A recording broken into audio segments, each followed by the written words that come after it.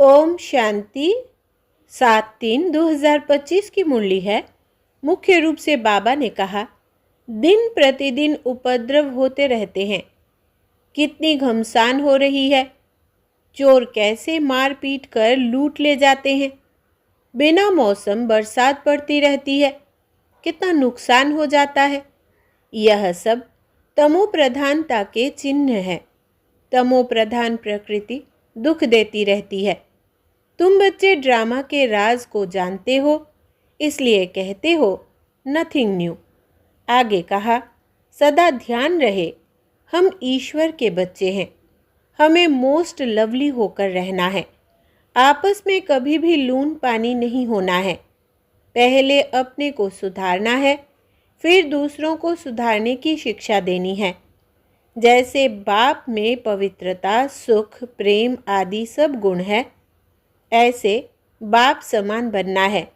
ऐसा कोई कर्म नहीं करना है जो सतगुरु का निंदक बने। अपनी चलन से बाप का नाम बाला करना है।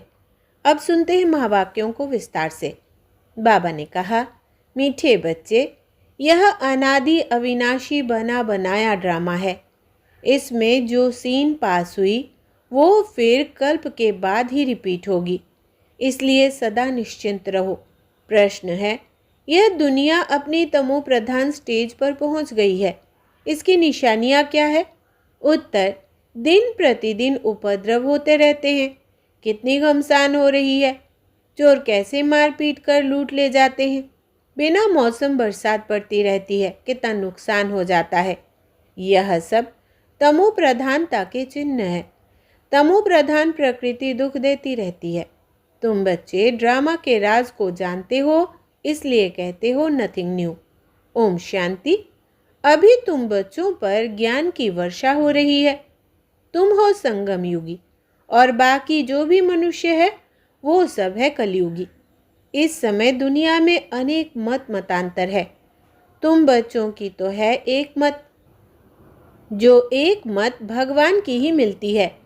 वे लोग भक्ति मार्ग में जब तप तीर्थ आदि जो कुछ करते हैं वो समझते हैं यह सब रास्ते भगवान से मिलने के हैं। कहते हैं भक्ति के बाद ही भगवान मिलेंगे, परंतु उन्हों को यह पता ही नहीं है कि भक्ति शुरू कब होती है और कब तक चलती है। सिर्फ कह देते भक्ति से भगवान मिलेगा, इसलिए अनेक प्रकार की भक्ति करते आते हैं। यह भी खुद समझते हैं कि परंपरा से हम भक्ति करते आए हैं। एक दिन भगवान जरूर मिलेगा, कोई ना कोई रूप में भगवान मिलेगा। क्या करेंगे? जरूर सद्गति करेंगे, क्योंकि वो है ही सर्व का सद्गति दाता। भगवान कौन है, कब आएगा, यह भी नहीं जानते। महिमा भल किस्म किस्म की गाते हैं। कहते हैं भगवान पतित पावन है, ज्ञान का सागर है, ज्ञान से ही सद्गति होती है। यह भी जानते हैं भगवान निराकार है, जैसे हम आत्मा भी निराकार है, पीछे शरीर लेती है। हम आत्माएं भी बाप के साथ परम धाम में रहने वाली है। हम यहाँ की वासी नहीं है। कहाँ के निवासी है, यह भी यथार्थ रीति नहीं बतलाते हैं। कोई तो समझते हैं हम स्वर्ग में चले जाएंगे। अब सीधा स्वर्ग में तो किसको भी जाना नहीं है। कोई फिर कहते ज्योति ज्योत में समा जाएंगे। यह भी रॉन्ग है। आत्मा को विनाशी बना देते हैं, मोक्ष भी हो न सके। जबकि कहते हैं बनी बनाई। यह चक्र फिरता रहता है। हिस्ट्री ज्योग्राफी रिपीट होती है, परंतु चक्र कैसे फिरता है यह नहीं जानते। ना चक्र को जानते, ना ईश्वर को जानते। भक्ति मार्ग में कितना भटकते हैं। भगवान कौन है यह तुम जानते हो। भगवान को फादर भी कहते हैं, तो बुद्धि में आना चाहिए ना। लौकिक फादर भी तो है। फिर हम उनको याद करते हैं तो दो फादर हो गए, लौकिक और पारलौकिक। उस पारलौकिक बाप से मिलने के लिए इतनी भक्ति करते हैं। वो परलोक में रहते हैं। निराकारी दुनिया भी है जरूर। तुम अच्छी रीति जानते हो, मनुष्य जो कुछ करते हैं वो सब है भक्ति मार्ग। रावण राज्य में भक्ति ही भक्ति होती आई है। ज्ञान हो न सके। भक्ति से कभी सद्गति नहीं हो सकती। सद्गति करने वाले बाप को याद करते हैं तो ज़रूर वो कभी आकर सद्गति करेंगे। तुम जानते हो, यह बिल्कुल ही तमो प्रधान दुनिया है। सतो प्रधान थे, अभी तमो प्रधान है। कितने उपद्रव होते रहते हैं। बहुत घमसान हो रही है। चोर भी लूटते रहते हैं। कैसे कैसे मार पीट कर चोर पैसे लूट ले जाते हैं। ऐसी ऐसी दवाइयाँ हैं जो सुंघा कर बेहोश कर देते हैं। यह है रावण राज्य। यह बहुत बड़ा बेहद का खेल है। इसको फिरने में 5000 वर्ष लगते हैं। खेल भी ड्रामा मिसल है। नाटक नहीं कहेंगे। नाटक में तो समझो कोई एक्टर बीमार पड़ता है तो अदली बदली कर लेते हैं। इसमें तो यह बात हो न सके। यह तो अनादि ड्रामा है ना। समझो कोई बीमार हो पड़ता है तो कहेंगे ऐसे बीमार होने का भी ड्रामा में पार्ट है। यह अनादि बना बनाया है। और किसको तुम ड्रामा कहो तो मूंझ जाएंगे। तुम जानते हो, यह बेहद का ड्रामा है। कल्प बाद फिर भी यही एक्टर्स होंगे। जैसे अभी बरसात आदि पड़ती है, कल्प बाद फिर भी ऐसे ही पड़ेगी। यही उपद्रव होंगे।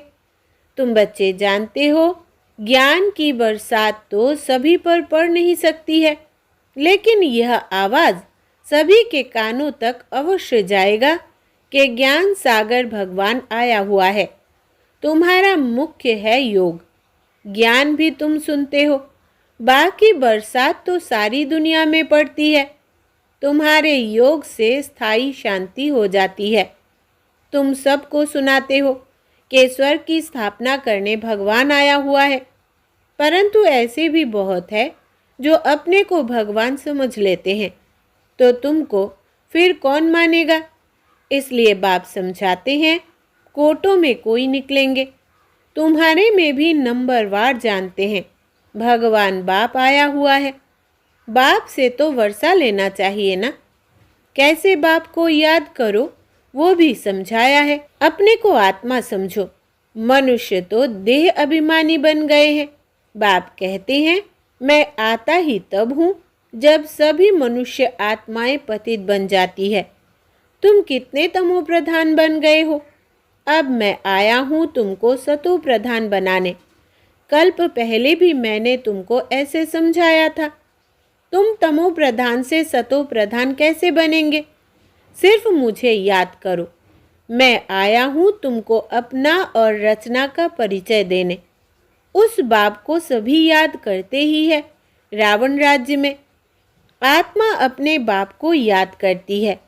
बाप है ही अशरीरी, बिंदी है ना, उनका नाम फिर रखा गया है। तुमको कहते हैं शालिग्राम और बाप को कहते हैं शिव। तुम बच्चों का नाम शरीर पर पड़ता है। बाप तो है ही परम आत्मा, उनको शरीर तो लेना नहीं है। उसने इनमें प्रवेश किया है। यह ब्रह्मा का तन है। इनको शिव नहीं कहेंगे। आत्मा नाम तो तुम्हारा है ही, फिर तुम शरीर में आते हो। वो परम आत्मा है, सभी आत्माओं का पिता। तो सभी के दो बाप हो गए, एक निराकारी, एक साकारी। इनको फिर अलौकिक वंडरफुल बाप कहा जाता है। कितने ढेर बच्चे हैं। मनुष्य को यह समझ में नहीं आता है। प्रजापिता ब्रह्मा कुमार कुमारियां इतने ढेर है।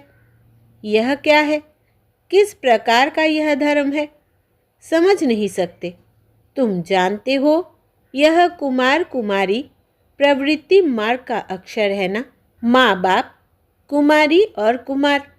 भक्ति मार्ग में तुम याद करते हो, तुम मात पिता। अभी तुमको मात पिता मिला है, तुमको एडप्ट किया है। सतयुग में एडप्ट नहीं किया जाता है। वहाँ एडप्शन का नाम नहीं, यहाँ फिर भी नाम है। वो है हद का बाप, यह है बेहद का बाप। बेहद की एडप्शन है। यह राज बहुत ही गुह्य समझने लायक है। तुम लोग पूरी रीति किसको समझाते नहीं हो। पहले पहले अंदर कोई आते हैं, बोले गुरु का दर्शन करने आए हैं, तो तुम बोलो कि यह कोई मंदिर नहीं है। बोर्ड पर देखो क्या लिखा हुआ है, ब्रह्मा कुमार कुमारियां ढेर है। यह सब प्रजापिता के बच्चे हो गए। प्रजा तो तुम भी हो।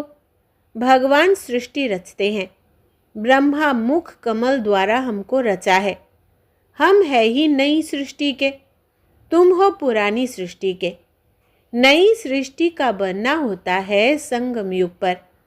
यह है पुरुषोत्तम बनने का युग।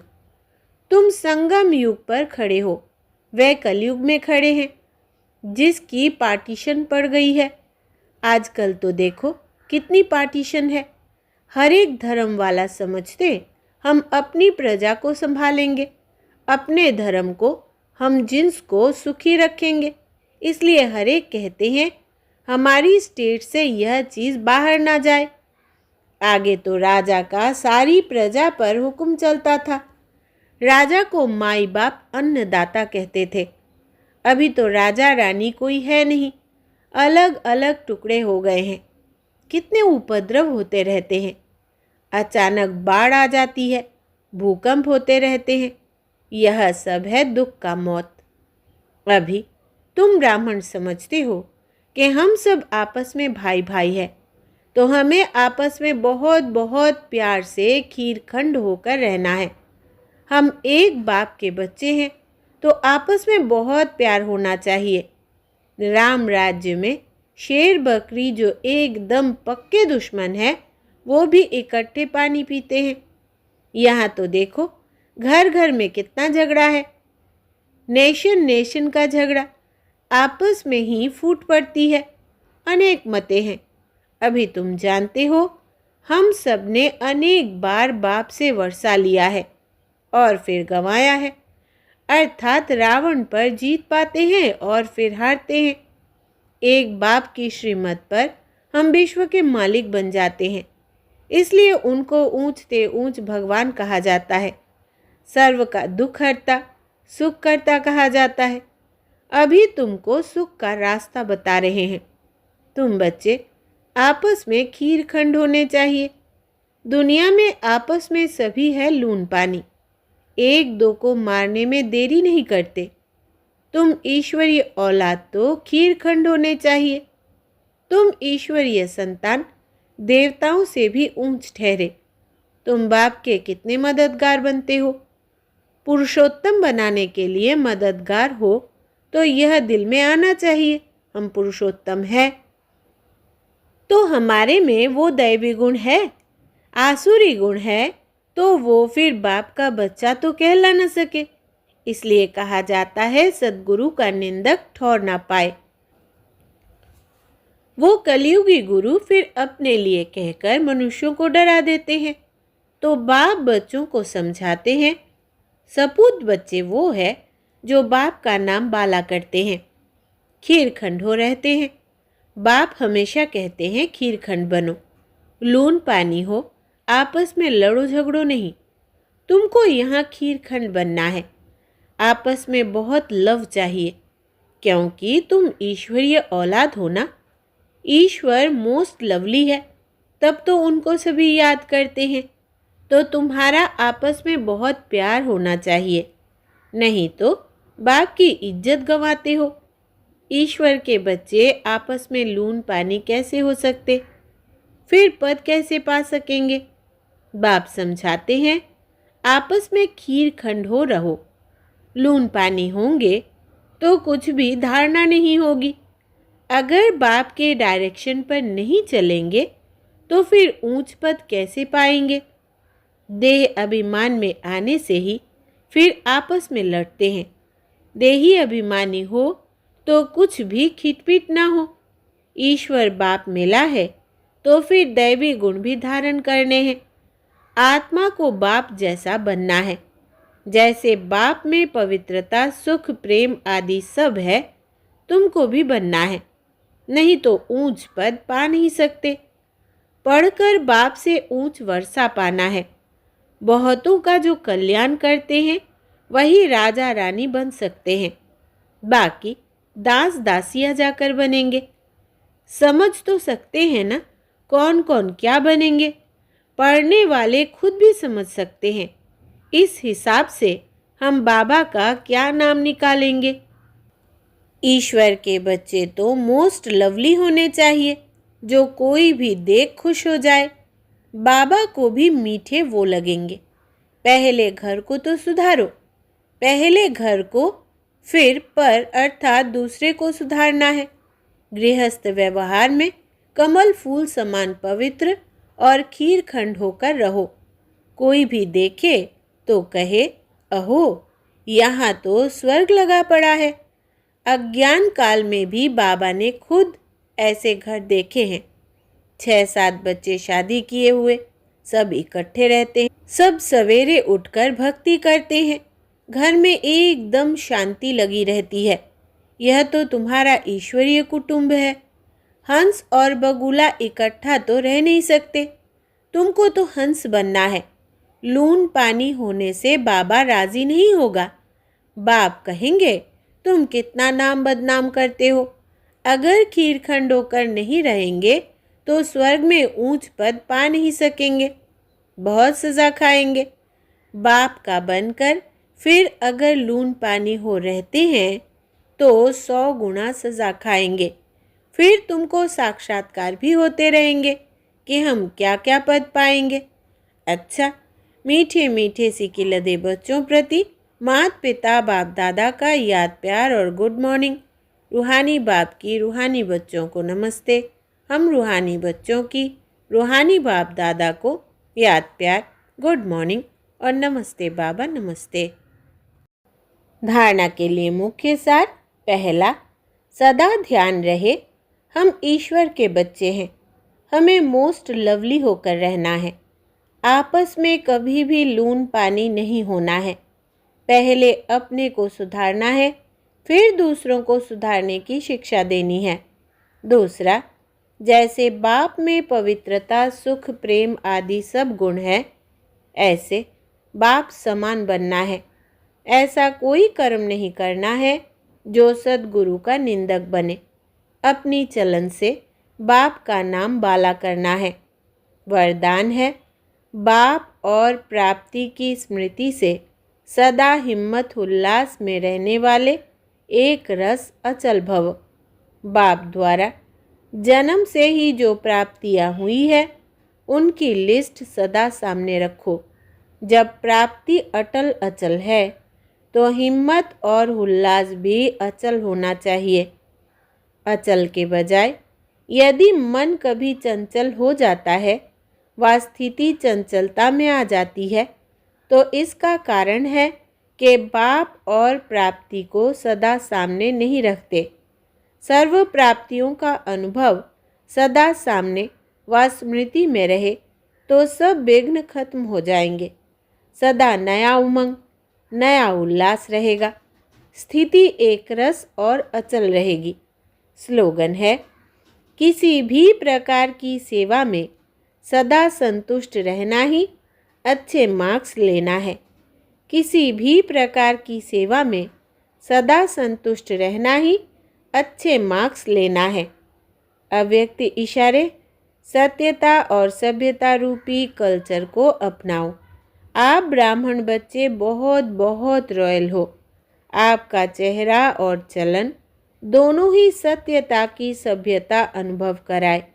वैसे भी रॉयल आत्माओं को सभ्यता की देवी कहा जाता है। उनका बोलना, देखना, चलना, खाना पीना, उठना बैठना, हर कर्म में सभ्यता सत्यता स्वतः ही दिखाई देती है। ऐसे नहीं कि मैं तो सत्य को सिद्ध कर रहा हूँ और सभ्यता हो ही नहीं, तो यह राइट नहीं है। अच्छा, ओम शांति।